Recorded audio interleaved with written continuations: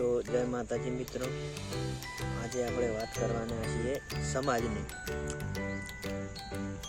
તો કે સમાજ એટલે શું? તો સમાજ એ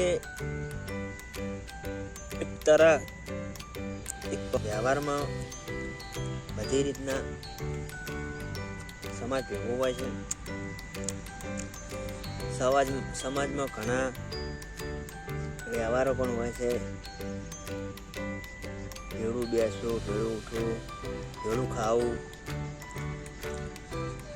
આપણા સમાજના લોકો આપણને જો સમજતા ના હોય તો એ લોકો સમાજના ના કહેવાય।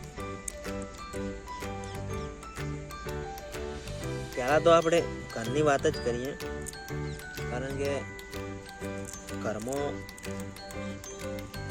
અમુક માણસો એવા પણ હોય છે કે જો એક માણસ એવો હોય તો કુટુંબને કે ભેગું બેહાડે, અને એક માણસ એવો ખરાબ હોય તો 100 કુટુંબને નોખું કરે।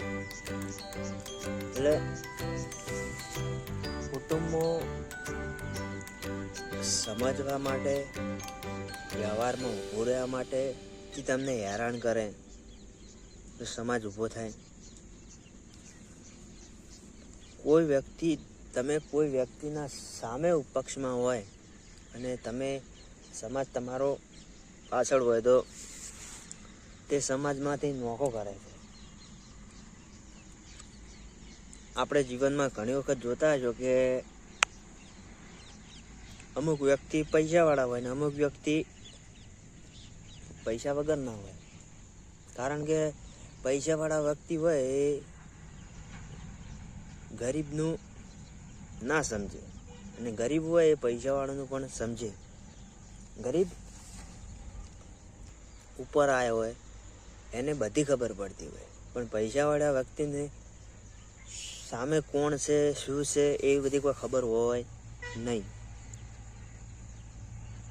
તો આપણા જીવનમાં ઘણા બધા આવા પ્રસંગો થતા હોય છે। તમે અવનવા વિચારો લાવો। ઓળખવાનો કોઈ માણસાઈનો કોઈ મતલબ જ નથી।